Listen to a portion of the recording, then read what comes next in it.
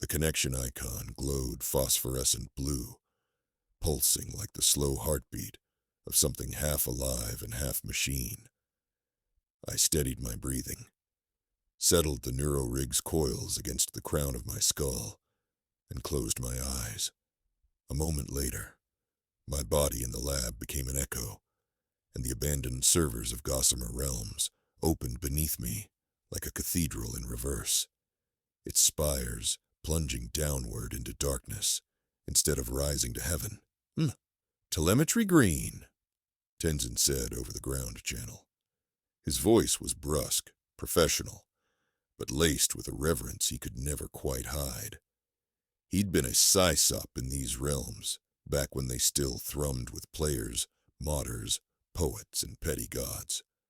Now he just kept them from collapsing long enough for archaeolinguists like me to pry stories from the rubble.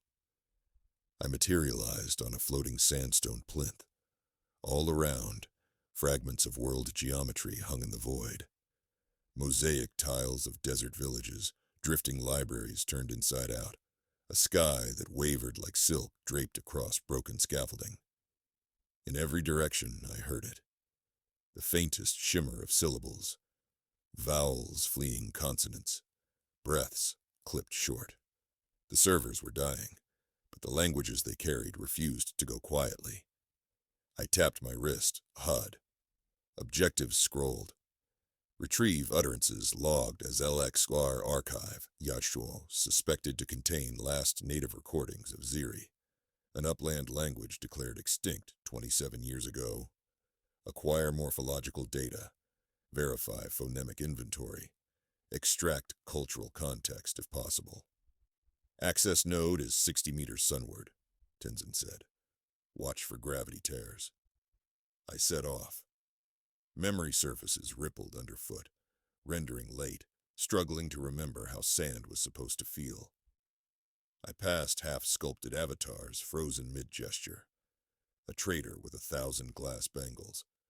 A child apprentice balancing a top-heavy staff. A cat-sized dragon knitted out of straw. Their code had degraded past motion, but audio tags still hovered above them, like will-o'-the-wisps.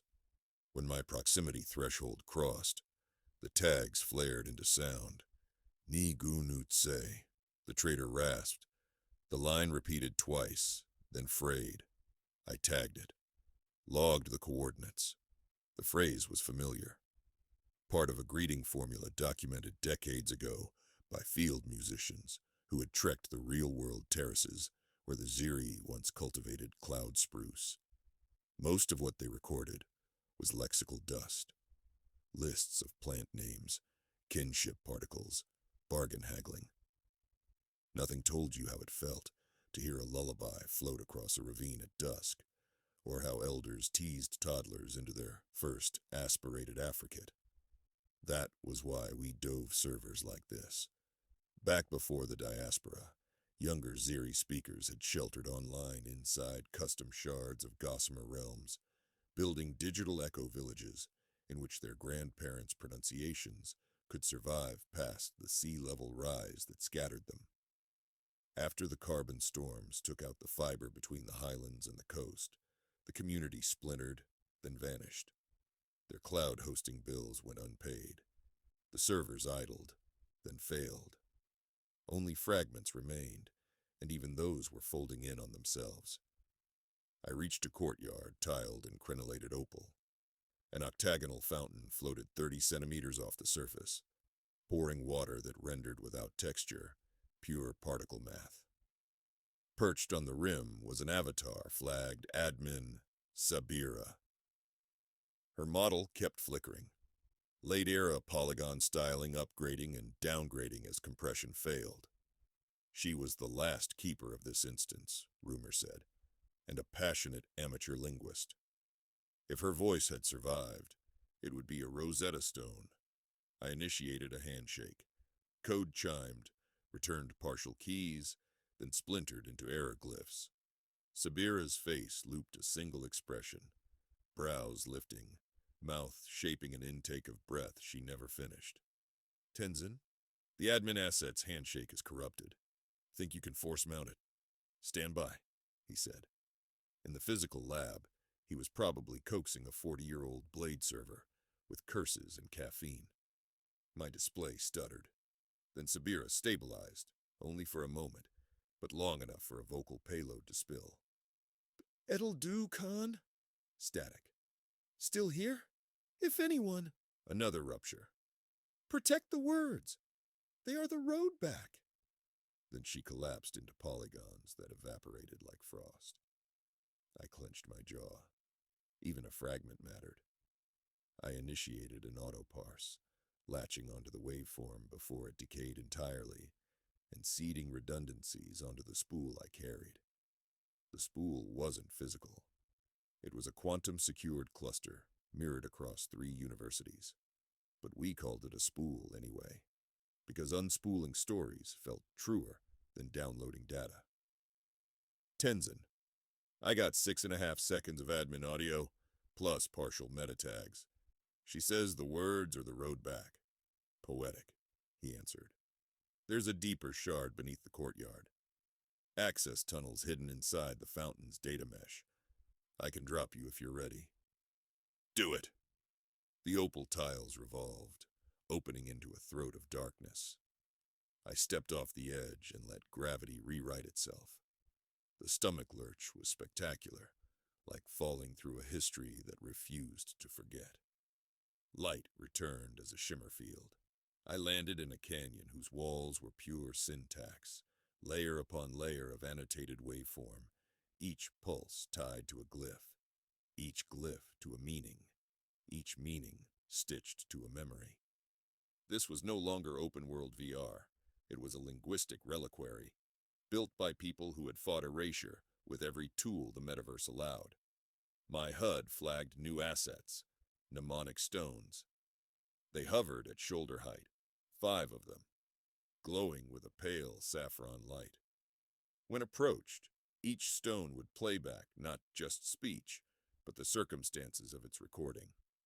Gesture overlay, emotional metadata, the slice of sky above the speaker's location. It was the next best thing to time travel. I reached for the nearest stone. It trembled. A woman's voice unfolded, low and resonant, speaking Jiri with a confidence I'd never heard in surviving clips. "Tutsiri kuhanalax," she began. The augmentation rendered her hands shaping the air, indicating height, direction, rhythm. My translation subroutines caught maybe a third. "Listen, child. The mountain breathes." A second voice answered. Younger, male. The interplay was tender. Apprentice and mentor trading a chant. Vowels elongated. Consonants struck flint against flint. The stone fed the entire exchange into my spool, along with gesture vectors. Tears pricked my eyelids, the pressure of someone else's nostalgia lodging behind my sternum. It was beautiful and awful, because no one alive outside these servers could speak back. I moved to the next stone, hungry for more, but a system alert flashed crimson. Integrity breach to 103%. Data rot accelerating. "Tenzin, I'm losing the shard. Can you stabilize?" Trying. Memory leaks cascading through orphaned pointers. You have maybe 15 minutes before the kernel hibernates. Copy. Prioritizing extraction. The third stone contained storytelling code. When I activated it, the canyon around me blossomed into a theater. Avatars assembled, benches coalesced, firelight kindled in midair. Center stage stood a child in a tunic of digital cotton. Her voice cut through the hush. "Utsen kun neidlao shulzap." Words I'd never seen in any surviving lexicon. My AI attempted to gloss. When the stone bee drank the moonlit sap. A myth, perhaps. Probably the same one field notes had labeled the lament of the stone bee, but without enough context to translate. This was gold. This was every funding proposal I'd ever written, condensed into one fragile moment. I recorded as fast as the transfer speeds allowed. Meanwhile, the canyon walls glitched, replaced by pink and black checkerboards, the texture of absence. Alarm icons seeded across my vision. 8%, 9. Hold it together, I muttered, more prayer than command. The theater scene ended with applause and laughter. The laughter did something to me. It sounded like home, even though it wasn't my language, my culture, my loss. Maybe all endangered languages share a certain kind of laughter. Defiance folded into joy. Tenzin, I need a deeper index. Something to cross-reference these mythic lexemes. Not sure we have time. Find it. His typing clattered over comms, accompanied by swearing in 3 dialects. Then, there's a sealed directory tagged Heartwood. Password hash matches a partial from Sabira's admin key. Can you brute it? I can whisper to it, he said, and I heard the grin in his voice. Former Cysops never met a lock they didn't want to pick. While he worked, I hurried to the 4th stone. This one fused audio with an interactive object, a carved flute floating in space. When I touched it, the interface requested breath input. I allowed my rig's microphone to transmit. I pursed my lips, exhaled, and the flute sang, notes sliding microtonally, each mapped to a sample of spoken Jiri. This was more than preservation. It was pedagogy, a way to teach phonemes through music. I played a scale. With each pitch, holographic text appeared. La, cedar, la, to mend, lun, to wait. The nuance was exquisite, impossible to capture in plain orthography. I logged every frame, heart hammering. Heartwood directory open, Tenzin announced, sending route. A bright thread birthed itself in front of me, pointing deeper into the canyon. I followed. The landscape flickered between continuity and collapse. Syntax pillars toppled, reassembled, toppled again. When I reached the directory gate, it looked like a door of living wood, roots curling around encrypted runes. Sabira, if you're still in here, I whispered, let me in. The runes glowed. The door sighed open. Inside was a simple room.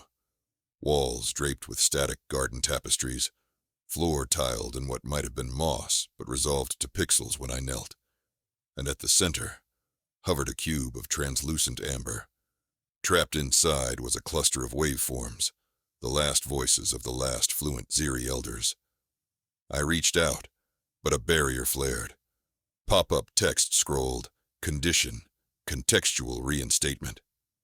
In order to release the recording, articulate the opening line of Stone B Lament, correctly, with phonetic accuracy, 92%. A failsafe to prevent casual looters from ripping cultural treasure without understanding it.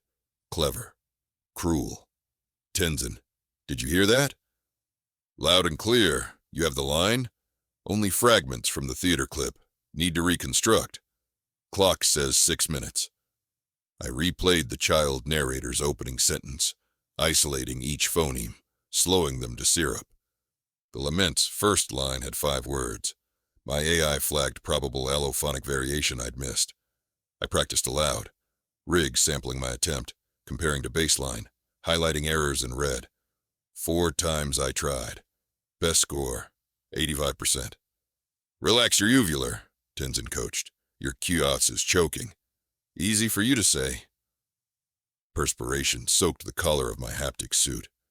Musk of plastic and anxiety filled my nostrils, carried from the real world into the sim by sympathetic synapses. I remembered the flute. Its musical mapping might help embed the subtleties.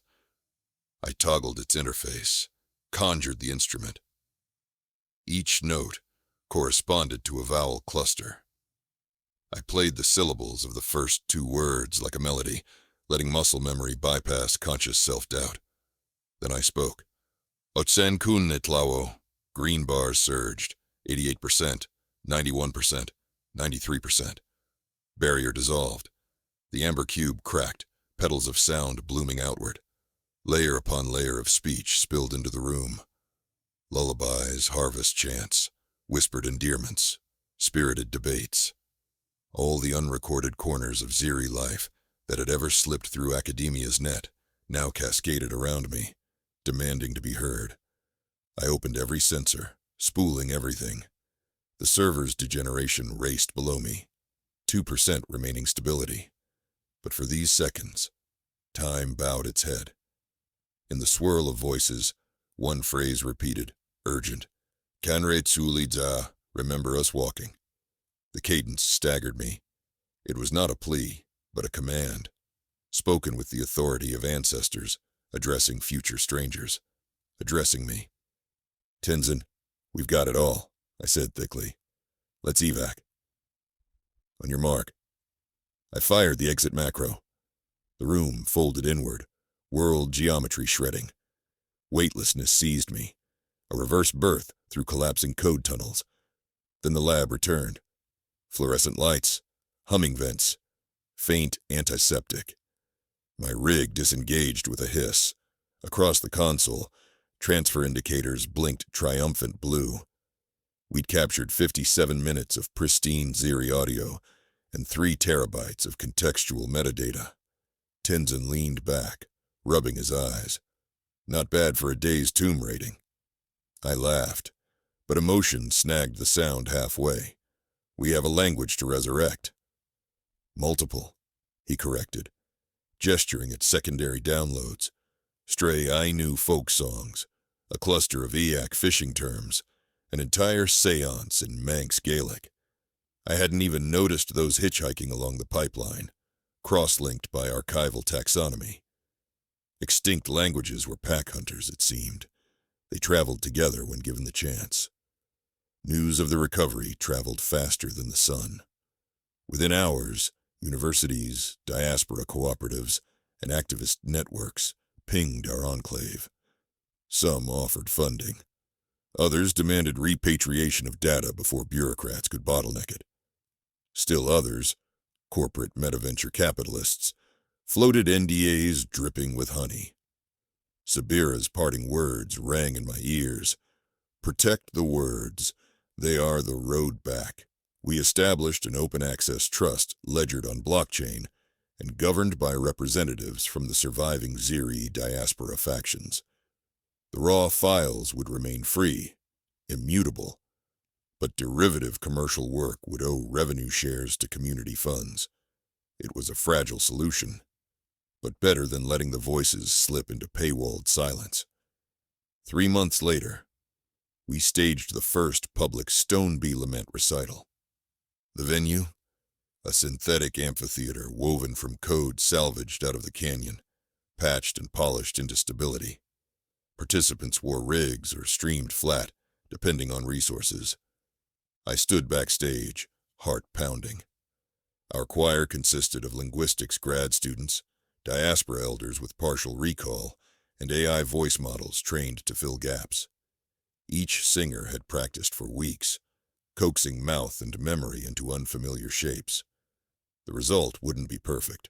No act of reconstruction ever is. But perfection was never the point. Presence was. Lights dimmed. The flute motif began. Same intervals I'd used in the canyon. Then the choir spoke the opening line together. Voices overlapping the old recording we'd unearthed. For a heartbeat, I thought I felt the server ghosts among us. The trader with glass bangles. The child narrator. Sabira herself in some corner row, nodding approval. Maybe that was projection. Maybe not. As the lament unfolded, its story of a stone bee who loved a mountain so fiercely, she eroded her own wings, gathering its sap. Of grief, turned to sediment. Of silence, seeded with future song, I scanned the audience feed. Viewers tuned in from apartment rooftops, refugee barges, dormitory lounges, whatever scraps of bandwidth they could barter. Chat scrolls erupted in dozens of languages, some living, some resurrected for the occasion. Applause emojis, tearful line-by-line glosses, spontaneous offers to teach and learn. For each extinct tongue, an extinction event is not a cliff, but a tide. It recedes, exposing strange, barnacled memories none of us knew we carried. Sometimes, if you stand at the water's edge with the right kind of listening device, or a patched-together VR rig, you can hear the tide turn. After the final chord faded, silence settled, full, deliberate. Not absence, but acknowledgement. Then someone started another song, improvised, weaving Ziri consonants with notes of Ainu tonality, lacing in a Manx refrain. The crowd picked it up. 1,000 miles away, servers mirrored the polyphony, each ancient syllable newly alive, echoing through circuits that once hosted only games and gossip. I closed my eyes and let the voices carry me. They did not ask permission to live again. They simply lived, and for that moment at least, extinction felt less like an ending and more like a prologue waiting for its readers to arrive.